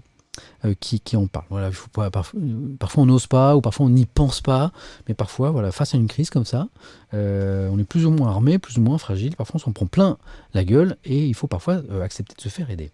Donc plein de choses intéressantes dans le Parisien. Qu'est-ce que c'est ça? J'en ai déjà parlé. Et je finis, allez, on a parlé de Miss France tout à l'heure, pour ceux qui n'étaient pas avec nous, je vous remontre, on a vu la une de Paris-Normandie, padin, c'est la teuf, Paris-Normandie, elle est belle notre Miss, puisqu'elle est normande, c'est Amandine Petit. On a parlé du débat sur est-ce que c'est vraiment aujourd'hui normal qu'on ait une élection comme ça, qui chosifie la femme, qui la réduit à sa plastique, avec le défilé en maillot de bain, tout ça. Bon, ça c'était un numéro, un dossier spécial dans Cosette, qui est un magazine féministe que je vous ai montré tout à l'heure. Je vous ai lu quelques pages de cet hebdo, et notamment de sociologues, de chercheuses qui s'interrogent sur ce regard un peu patriarcal quoi, sur les femmes véhiculé par ce concours. Voilà. Et je voulais vous montrer aussi, dans le Parisien, l'interview elle est où? De la Miss. Ils ont la Miss, je vous la retrouve, elle est là, paf. Alors, que dit la Miss? Parce que tout à l'heure, mon voisin, Étoile, se disait, oui, c'est complètement... c'est une escroquerie de dire que c'est à la fois un concours d'intelligence et de beauté. Non, en fait, c'est pas vraiment ça que je disais. Si, c'est ça qu'il a dit. Non mais, moi j'ai regardé Miss France, j'ai regardé 3 quarts d'heure, et il y a eu un moment où Jean-Pierre Foucault dit « Bienvenue dans ce concours de beauté et d'intelligence ». Et juste après, il parle que de la beauté. Parce qu'en fait, le concours de culture générale est un critère, mais n'est pas une chose qui peut te faire gagner. Moi, je l'ai fait, le concours le concours de culture générale de Miss France. Je peux te le montrer. J'ai cru que tu avais fait le concours de Miss France. J'ai fait le concours de Miss France aussi, parce que je suis beau gosse. Mais je l'ai fait. Et alors? Et en fait, j'ai trouvé le concours de culture G assez cool, tu vois, il était cool. T'as eu une note ou pas? Je crois que j'ai eu, je crois, 90%. Parce que c'est, en fait, non mais il y a plusieurs propositions. Mais, il est prêt, Étoile est juste prêt pour le concours de Miss France. Ou de Mister France. D'ailleurs, je vais vous en parler de Mister France. Mais du coup, je trouve que, en fait, c'est hypocrite d'utiliser le mot intelligence quand juste après, t'as 95% de défilé, 2 minutes de discours, quoi. Enfin... Vous savez quoi, je vais le garder avec moi tous les matins. Tous les matins, je vais le faire lever à 6h, 7h. Il est trop bon, je vais le garder avec moi. Non, mais t'es d'accord avec moi? Bah si, il y a une forme d'hypocrisie. Oui. Moi, ce qui m'interpelle en tant que journaliste, c'est pourquoi ça fait ces audiences de fou, pourquoi il y a des millions de Français qui regardent, c'est ça qui est intéressant. On revient à l'interview. Et si comme moi vous êtes d'accord pour que Ryan soit là tous les matins... Non, personne, tout le monde me déteste. Revenons à l'interview de la Miss France, ce sont ses premiers mots. Alors on va justement, est-ce qu'elle est brillante? C'est la question que se pose tout le monde. Je veux casser le stéréotype de la blonde aux yeux bleus. Donc déjà, elle se trompe pas, elle est blonde aux yeux bleus. Donc déjà, bon, un point. Alors, que dit-elle ce matin ? Je vais être honnête, j'étais un peu déçu. Ouais, je m'attendais à... je sais pas. Mais en même temps, est-ce qu'on n'attend pas trop de ces jeunes femmes ? Bon, j'étais un peu déçu. Le journaliste lui dit... La journaliste, c'est Marie Poussel.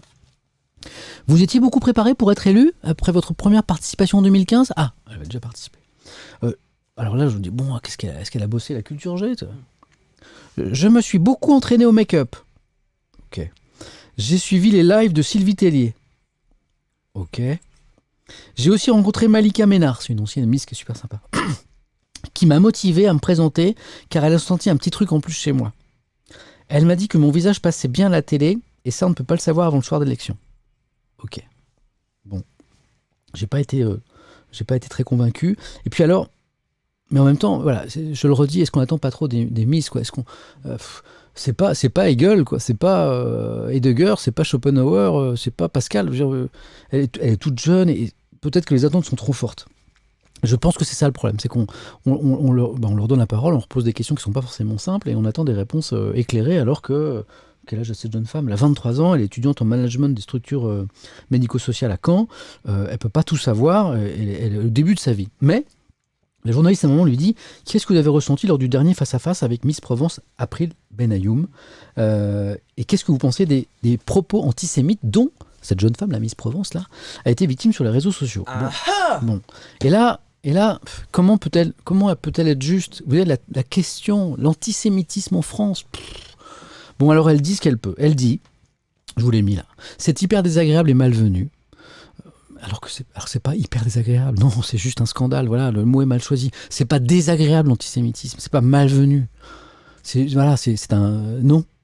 L'antisémitisme n'est pas à l'ordre du jour et encore moins dans un concours de beauté.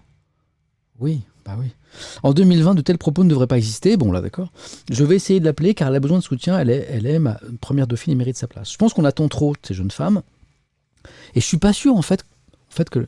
Je me demande si l'erreur, c'est pas de poser les questions sur des sujets aussi complexes à une jeune femme comme ça qui débute dans la vie, qui n'est pas forcément armée, qui n'a pas forcément le bagage pour être juste sur des thèmes aussi compliqués. Sinon, sinon elle râle un petit peu. Je pense qu'elle a pas sa langue dans sa poche. En fait, on va peut-être se régaler un petit peu avec cette jeune femme.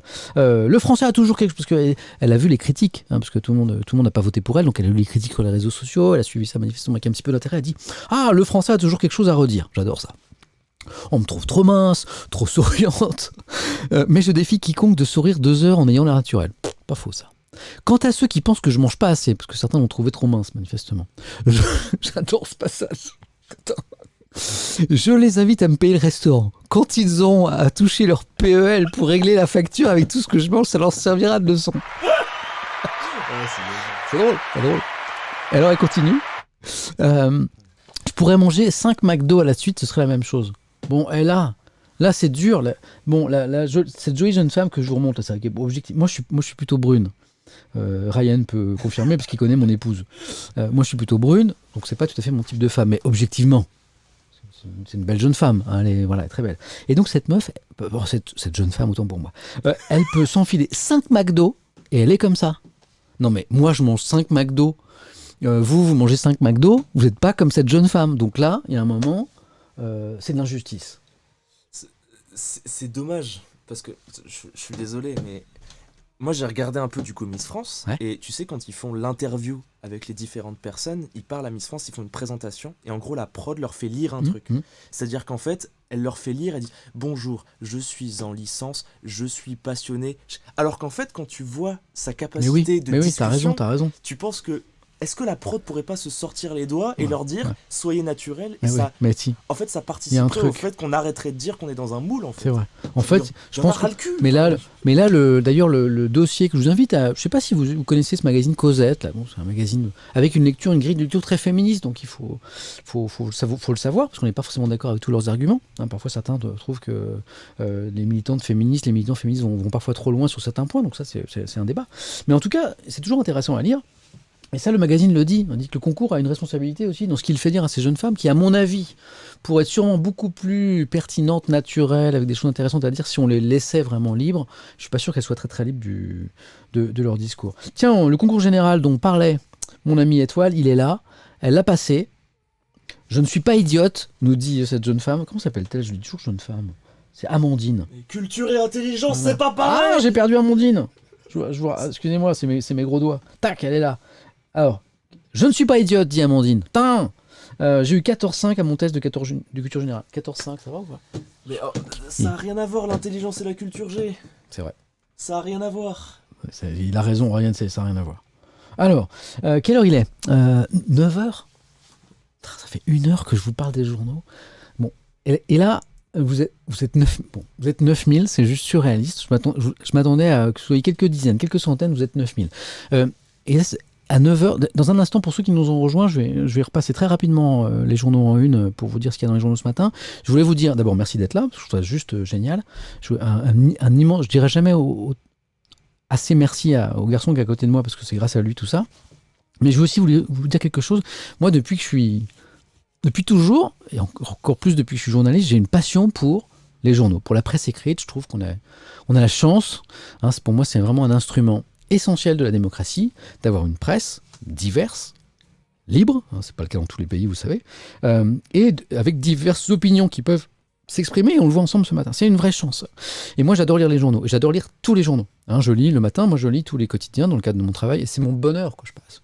Ça va très vite le matin, parce que quand je prépare la matinale de France Info, faut pas traîner, mais je passe 1 heure, tranquillou, à lire Le Figaro, à lire l'Humanité, à lire Libération, l'Opinion, La Croix, Les Échos, L'Équipe, Le Parisien, et puis tout ce que je peux de la presse régionale, et les hebdos, Le Point, L'Express, Le Nouvel Obs, etc. Enfin, l'Obs d'ailleurs, c'est plus le Nouvel Obs. Et ainsi de suite. Marianne, bref. Canard enchaîné, Charlie Hebdo. Voilà. Et ça, c'est top.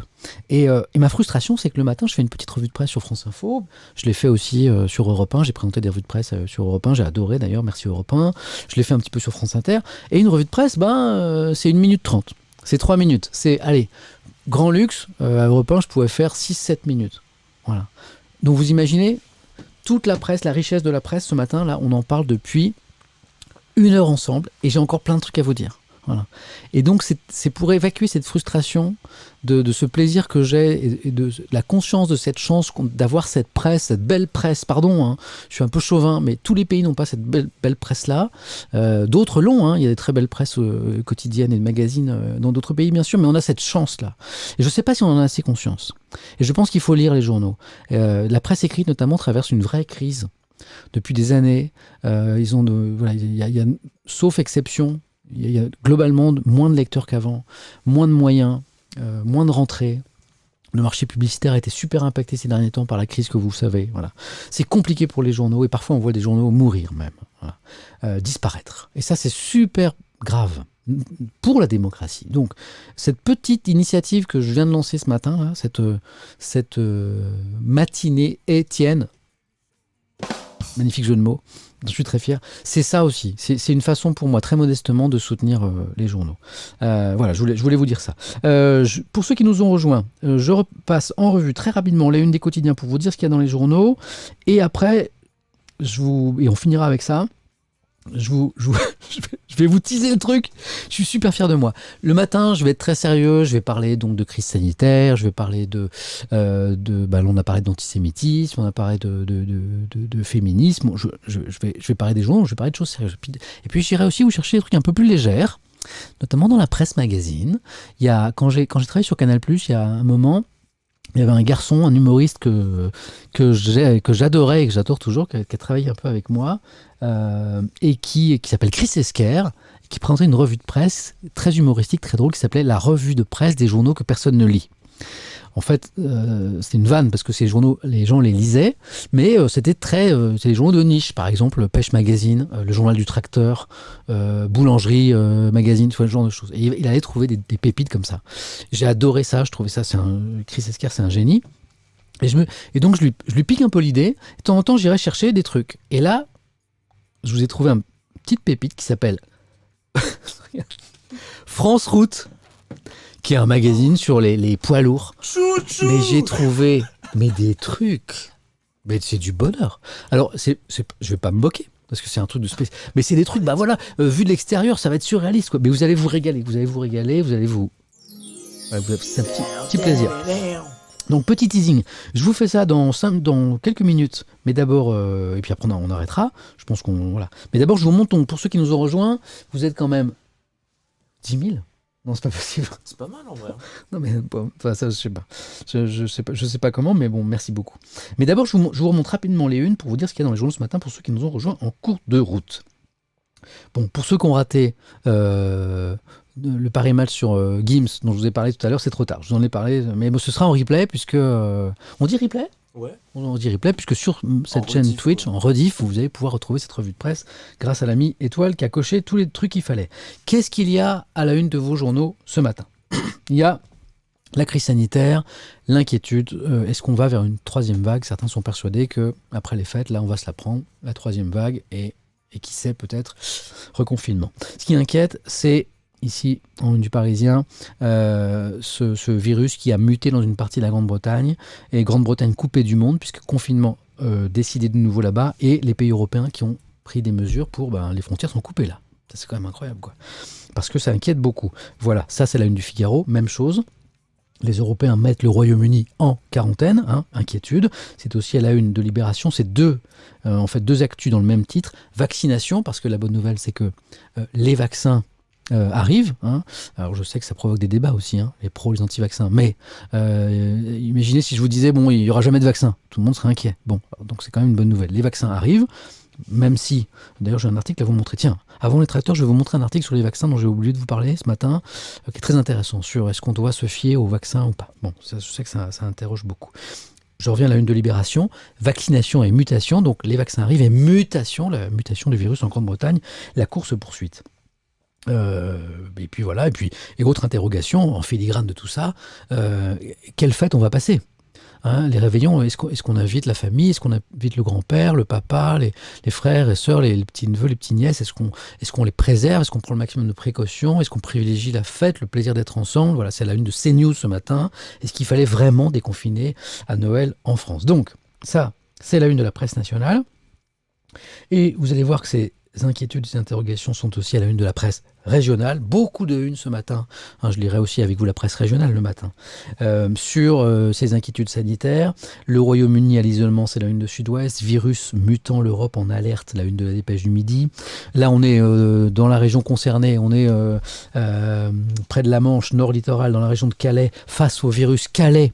Barrière de l'Europe, le Royaume-Uni à l'isolement, la une de la Voix du Nord, on est dans la région de Lille, Libération Champagne, cette nouvelle souche qui inquiète, Courrier Picard, on reste dans le Nord, la mutation du virus qui inquiète l'Europe, nouveau pic d'inquiétude, là on descend, on est à Marseille avec la Provence, et vous voyez, l'Est est clair, voilà, beaucoup de journaux là-dessus. Je vous ai parlé, avant de vous parler de Poilot Magazine, là, on va passer un bon moment, vous allez voir, on va bien rigoler, de cet article qu'il faut que je retrouve sur les vaccins. Alors, est-ce qu'il est dans le Parisien ou dans l'IB ? Il est dans l'IB, je crois. Yes ! Voilà. Donc, il y a un dossier intéressant ce matin. Dans Libération, il faut que je boive du café, parce que comme je parle depuis une heure, ça déraille. Sur les vaccins qui arrivent. Alors, voilà. Donc, titre de Libé, pour ceux qui ne savent pas, Libération, c'est le maître du titre. C'est, voilà, les meilleurs titres, les meilleurs jeux. Libé a des journalistes, des secrétaires de rédaction qui adorent jouer avec les mots. Bon, moi, c'est un bonheur dont je ne me lasse pas depuis toujours. Vaccin anti-Covid à vos masques, prêts, piqués. Voilà. Bon, parfois, c'est encore meilleur, mais celui-ci est plutôt sympa. L'actu d'abord, et ensuite... l'analyse, la réflexion. L'actu, c'est que l'Agence européenne des médicaments devrait autoriser la commercialisation du vaccin Pfizer-BioNTech aujourd'hui. Ce lundi, c'est l'actu. La France prévoit de lancer sa campagne vaccinale le 27 décembre. On savait, Jean Castex, le Premier ministre, l'avait dit que ce serait la dernière semaine de décembre, précision, le 27. Les résidents des EHPAD, dans les maisons de retraite, sont les prioritaires. Mais ça va être compliqué parce que problème d'acheminement, de stockage, de distribution. Voilà. Et maintenant, la réflexion. Édito d'Alexandra Schwarzbrod, qui est une journaliste de Libération qui signe souvent des éditos. Donc, pédagogie, c'est le titre et vous allez comprendre pourquoi c'est le titre de l'édito d'Alexandra Schwarzbrod. Depuis le temps qu'on en parle, le sérum anti-Covid va enfin devenir réalité. Alors, mais Alexandra Schwarzbrod, elle reconnaît c'est ici, et elle constate que la méfiance reste grande en France vis-à-vis de ces vaccins. Vous savez peut-être que la France est l'un des pays au monde où la défiance anti-vaccin est la plus forte. Et elle estime, Alexandra Schwarzbrod, que les médecins généralistes, là, vont avoir un rôle essentiel, un rôle de pédagogie à mener. C'est-à-dire qu'ils vont devoir répondre aux inquiétudes des patients, des Français, sur cette question. Beaucoup de gens, écrit Alexandra Schwarzbrod dans l'IB ce matin, ont peur de ces vaccins développés à toute vitesse. Pas assez de recul, disent-ils. Pas assez d'éléments probants sur les effets secondaires. Vous avez entendu ces arguments. Des questions que l'on peut comprendre, écrit l'éditorialiste de Libération, vu le climat d'anxiété générale, et qu'il ne faut surtout pas, et elle a raison, considérer avec légèreté ni mépris. Ce sera aux médecins de famille, ce sera aux médecins généralistes, d'expliquer le processus en dédramatisant, en accompagnant celles et ceux qui doutent, écrit Alexandra Schwarzbrod. Et elle conclut, plus que jamais, il faut faire œuvre de pédagogie, comprendre les réticences, les désamorcer, il faut en parler. Surtout ne pas paniquer, parce qu'une mutation, le fameux virus mutant en Grande-Bretagne qui fait la une des journaux, une mutation du virus apparaît du côté de Londres. Les mutations font partie d'évolution naturelle des virus, explique notre experte scientifique. S'il le faut, les vaccins anti-Covid seront réajustés comme le sont chaque année des vaccins anti-grippe. On y croit. Voilà. Alors ça, c'est l'édito d'Alexandra. Et voilà, sur le débat sur les vaccins, est-ce qu'on doit se vacciner? Il y a quelque chose qui sème le trouble quand même. C'est vrai pour le vaccin anti-grippe chaque année, mais c'est vrai aussi pour ce vaccin contre le Covid. Quand on interroge les soignants, c'est médecins, infirmiers, tout ça, sur est-ce qu'ils vont se faire vacciner ou pas, les résultats interrogent.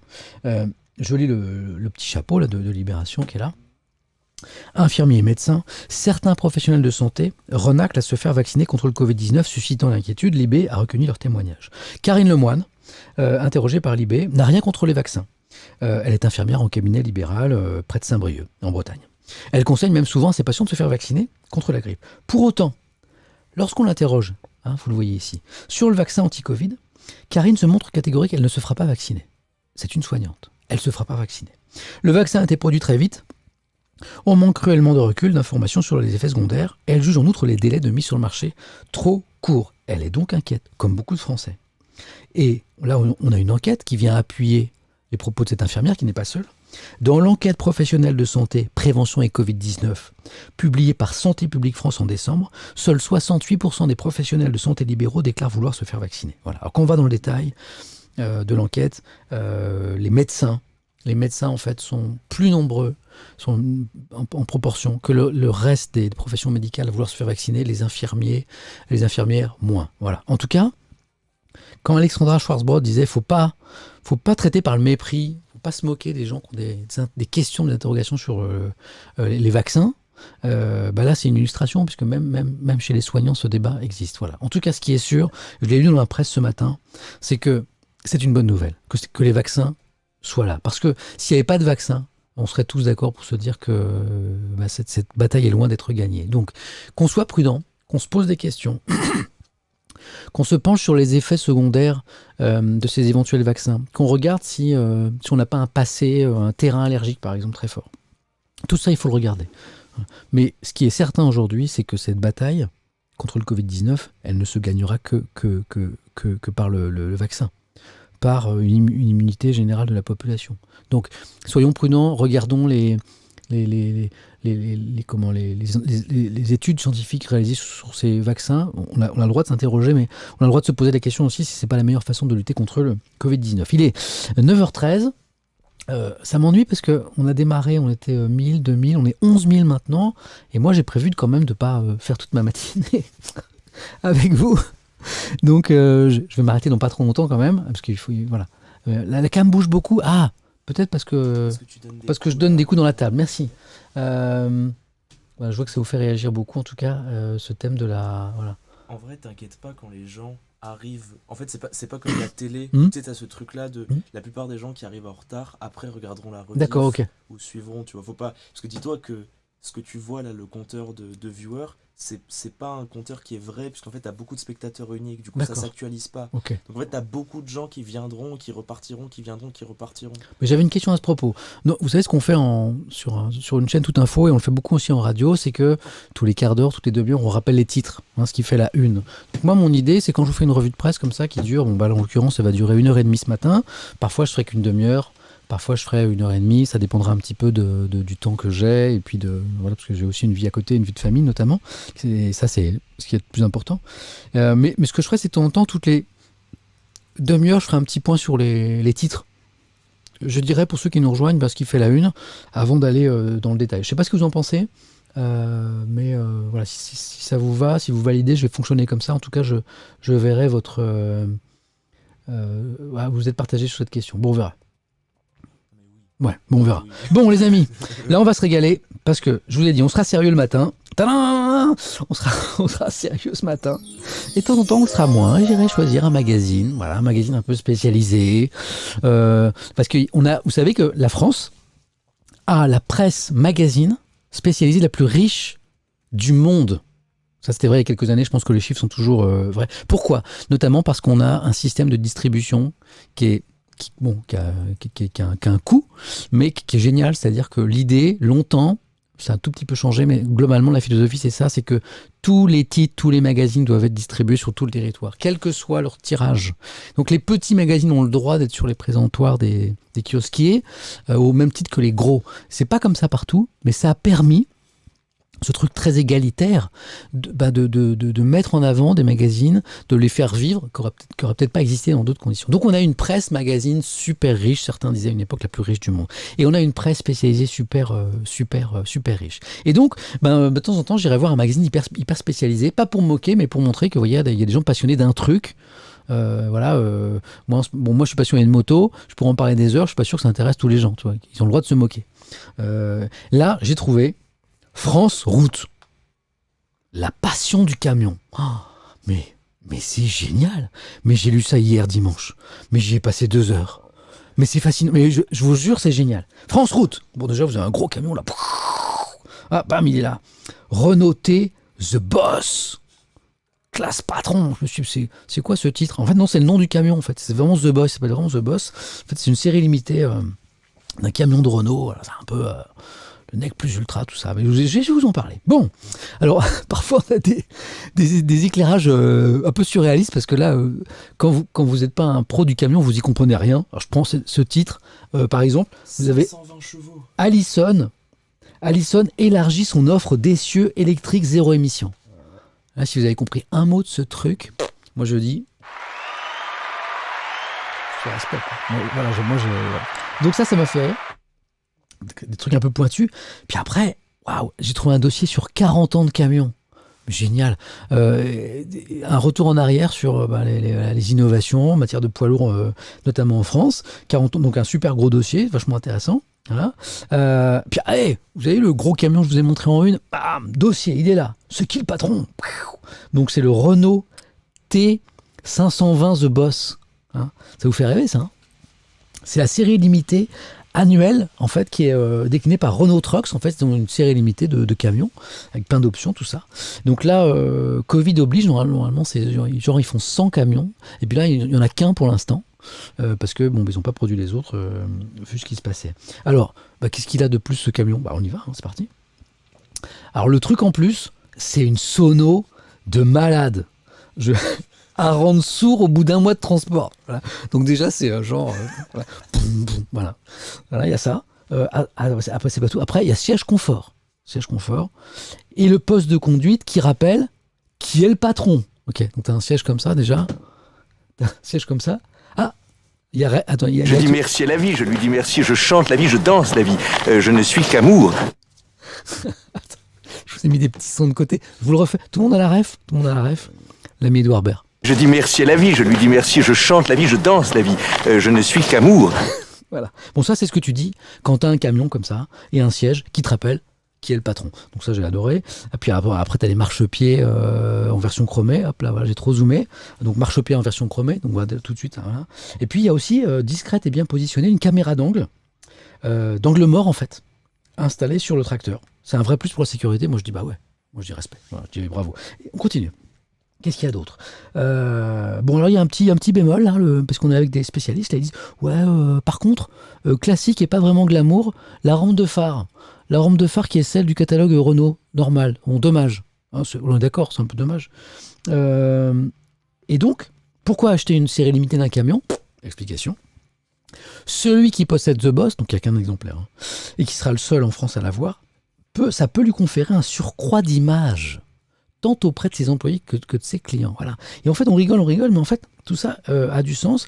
Et pour aller plus loin, j'ai lu l'interview du patron de la société de transport qui a acheté le camion et qui explique, et c'est vachement pertinent en fait. Pourquoi il achète ces séries limitées? Donc on imagine que c'est des camions plus chers, hein, voilà, ils ont plein d'options, tout ça. Nous privilégions, c'est vachement intéressant, l'acquisition de séries limitées car cela nous permet de fidéliser les bons conducteurs, ceux qui prennent soin du matériel. Ils sont plusieurs à vouloir travailler chez nous parce que même sans discuter du salaire, ils savent qu'ils auront un bon camion. Le mec, il est routier, il est chauffeur, il passe des heures, des jours, des semaines, des mois, des années parfois dans son camion. Bon on comprend qu'il a envie d'avoir un chouette camion, quoi. De même qu'un streamer a envie d'avoir un chouette ordi ou un chouette siège. Bon, c'est un élément de fidélisation des bons conducteurs. Je me dis, ok, très bien, intéressant. Et puis alors après, vous êtes prêts? Vous n'êtes pas prêts. Vous êtes prêts? Vous n'êtes pas prêts. Là, j'ai trouvé un dossier sur le tuning. Tuning des poids lourds. Oh, on va se régaler. Vous êtes prêts? Voilà. Bon, le tuning, c'est... Il n'y a pas de mauvais goût. Hein, on dit le mauvais goût, c'est le goût des autres. Je ne sais pas si vous connaissez cette phrase. Il n'y a pas de mauvais goût. Comment t'as réussi? Attends, il a trifouillé mes boutons. J'adore. T'es trop fort. Comment t'as trouvé? Il est trop fort. Mes boutons. Donc, on y va? Vous êtes prêts? Vous êtes prêts les... Arrête de toucher ma console étoile. Vous êtes prêts? Boum. Camion Daft Punk. On peut pas se mettre de la musique là, genre attends, attends, tchac. Mais non, mais de la musique libre de droit. Moi je mets que la musique libre de droit. J'ai vu qu'il y avait de la musique genre techno un petit peu électronique, c'est ça, c'est parti. Attends, je vais vous la monter, les amis, vous êtes prêts? Attends, je suis un fou. J'ai une table de mixage et tout. En fait, ça change. Ça, c'est dans ton retour. C'est-à-dire qu'en gros, ça change rien. Là, si tu fais ça, en gros, pour que ce soit. Je sais pas si vous avez la musique ou pas? Là, ils entendent très fort. Mais là, normalement, ça passe par là aussi. Hein. Ouais. Ah. Là, c'est dans ton casque. Ouais. Là, ça va être ton retour casque. Là, ça va être eux ce qu'ils entendent. D'accord. Et vous l'avez ou pas? Et là, normalement, là, ils l'entendent nickel. Vous l'avez la musique? C'est pas fort? Ouais, en fait, ils entendent très faible parce que là, tu fais ça. Voilà. Comme ça.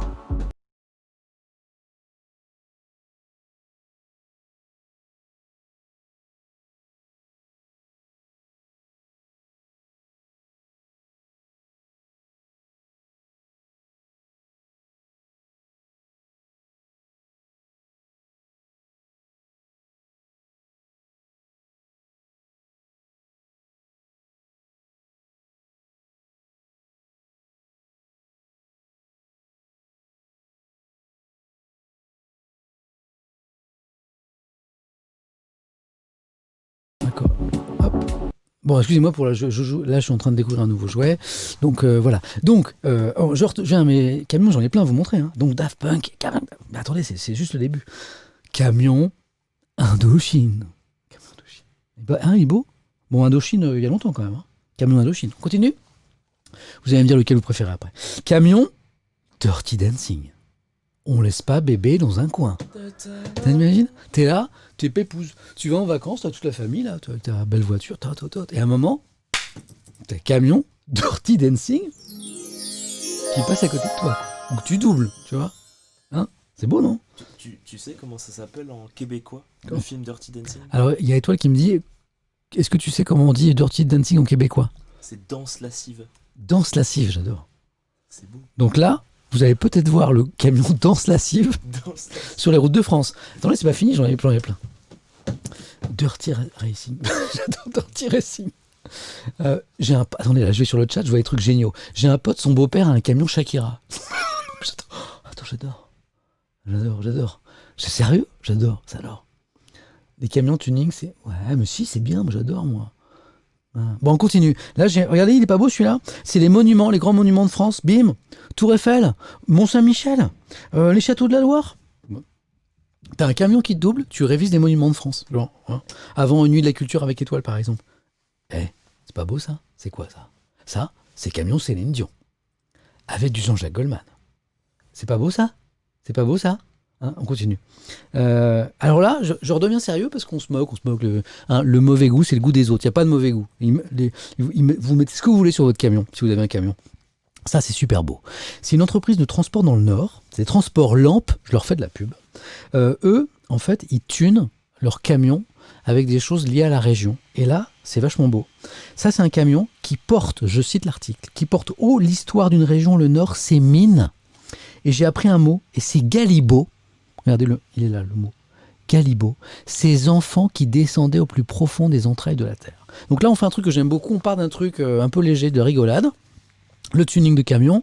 Et on arrive sur un truc très sérieux qui était les enfants qui travaillaient dans les mines. D'abord, je vous montre le camion, parce qu'il est super beau. Regardez les détails. Regardez le travail. Alors, si vous aimez le graphisme, le dessin, le tatouage, là, vous pouvez reconnaître qu'il y a un super boulot. Et là, je suis très sérieux sur ce camion. Regardez ça. Les gueules noires, comme on disait. Les mineurs. C'est pas beau, ça? Donc là, moi, je trouve ça génial. L'initiative de cette entreprise de transport. Regardez, je vous montre les détails. Et après, on va évoquer ces enfants mineurs qui descendaient dans les mines, parfois à l'âge de 8 ans ou moins. Donc voilà, là, on voit aussi les chevaux, parce que les chevaux travaillent dans les mines. Il y a un détail. Je vous montre les détails de ce camion. Moi, j'ai trouvé ça vachement cool. Et sur le flanc du camion, vous avez ça. Vous avez une explication historique. Les Galibots, donc les enfants de la mine. Le 3 janvier 1813, un décret interdit la descente des enfants de moins de 10 ans dans la mine. Vous vous rendez compte? On est en 1813. C'était hier. C'est rien. 1813, c'était il y a 2 siècles. Un décret interdit la descente des enfants de moins de 10 ans. Donc avant le décret, vous aviez des enfants de moins de 10 ans en France, il y a 2 siècles. C'est hier, si on prend un peu de recul sur l'histoire, qui descendaient dans les mines. Voilà. Hein, donc là, je pense à nous qui nous plaignons un petit peu tout notre confort moderne. Là. Alors que chez nos ancêtres, il y avait des gamins de moins de 8 ans, de 10 ans, qui descendaient dans les mines. Voilà. Avec des conséquences pour leur santé qu'on imagine. En 1841, dit toujours le camion, la durée de travail maximum pour les enfants de 8 à 10 ans sera réduite à 8 heures par jour. Ah oui, parce que non seulement ils descendaient dans la mine, mais ils y passaient leur vie, quoi. Donc à un moment, voilà. Hein, on dit toujours le politique, il a bon dos. Alors oui, ils sont pas tous bons, ils sont pas tous forcément honnêtes. Enfin, quand même, au début, j'ai envie de croire qu'au début d'une vocation politique, il y a quand même des convictions et un engagement, et parfois le politique, c'est aussi celui qui fait évoluer une société dans le bon sens, parfois et même souvent. Donc il y a à boire et à manger comme dans tout, mais là on a quand même des législateurs qui ont encadré ce qui se passait dans les mines pour le travail des enfants. Hein, les enfants de moins de 13 ans ne doivent pas travailler la nuit, tout ça. Là on est dans les années 1813-1841, encadrement du travail des enfants dans les mines, et ça je l'ai appris grâce à ce magazine. Je vous remonte la une du magazine, voilà. Donc on rigolait, mais moi dans France Route, j'ai appris plein de trucs, et pas seulement sur le tuning. Je reviens à France Route pour une dernière chose. C'est assez impressionnant. Regardez ça. Alors là, je vais zoomer. Là, on a des camions spécialistes dans le transport, d'ailes d'éoliennes. Je sais pas si vous voyez, le grand truc blanc là, c'est une aile. Le petit truc jaune, c'est un énorme poids lourd qui transporte. Et on apprend qu'en Grèce, l'implantation de parcs éoliens est une bénédiction, il y en a plein là-bas, car le vent est surabondant et gratuit.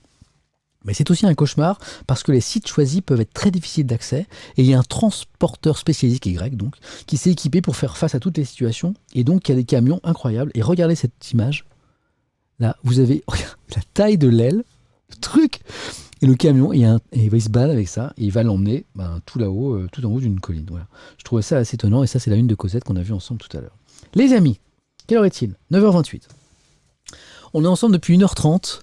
Je vous le disais, la raison de ce rendez-vous, c'est notamment parce que moi j'adore les journaux, et j'ai envie de les défendre et de les mettre en avant, mais le matin, là où je suis, où là j'ai été, les revues de presse, elles sont forcément encadrées parce qu'il y a plein d'autres choses à mettre, donc ça dure quelques minutes, 1 minute, 2 minutes, 3 minutes, 5 minutes, 6 minutes, 7 minutes.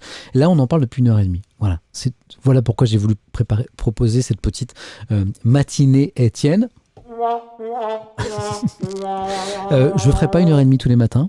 Parfois, je ferai une demi-heure. Parfois, je ferai 1h30. Je ne serai pas là tous les matins parce que ça dépend aussi de mon travail. J'ai une semaine par mois que j'appelle la semaine qui pique où je me lève à 1h50.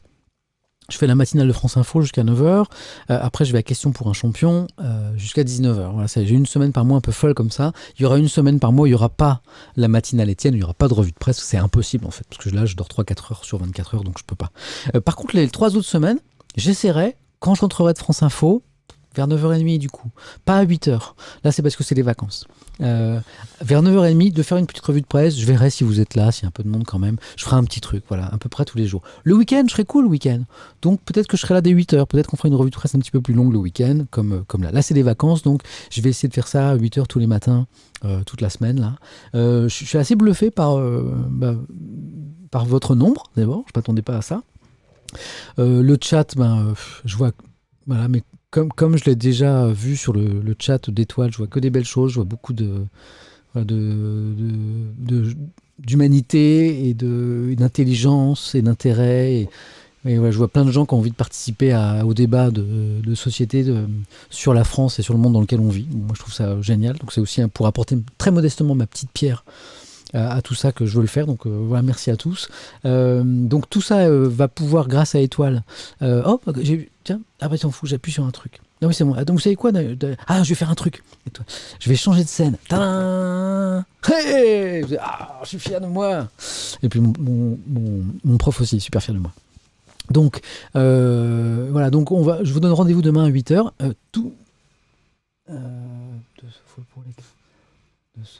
Il faut que je rappelle aux gens, parce que j'ai un message, il faut que je rappelle aux gens de quoi En fait, il faut suivre la chaîne, comme ça vous saurez quand est-ce qu'il est oui, le matin. des notifications. Pas au courant de ça.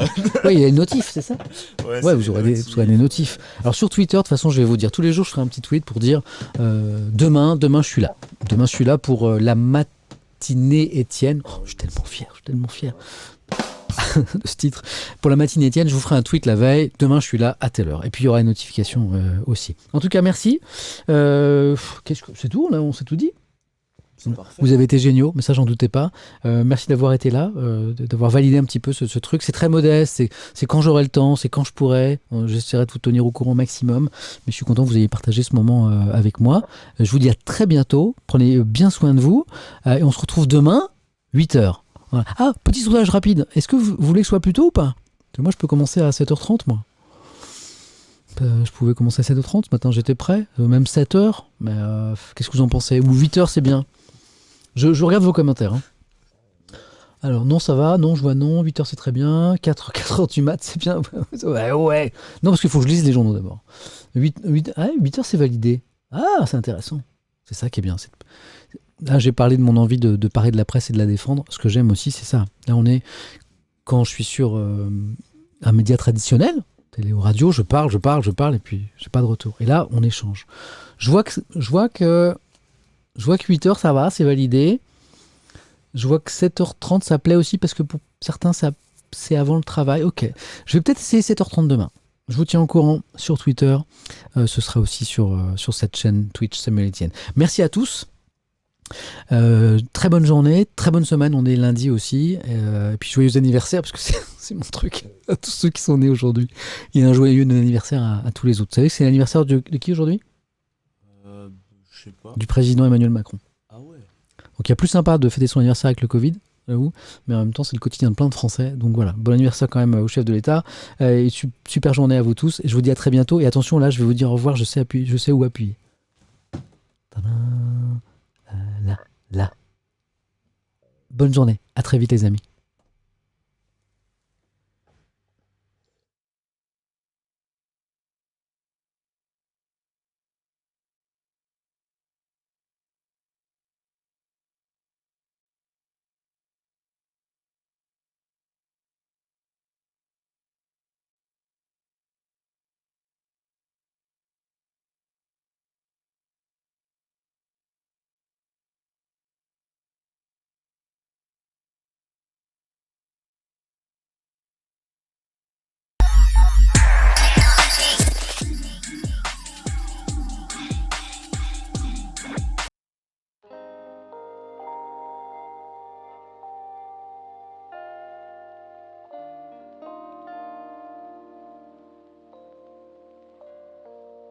you.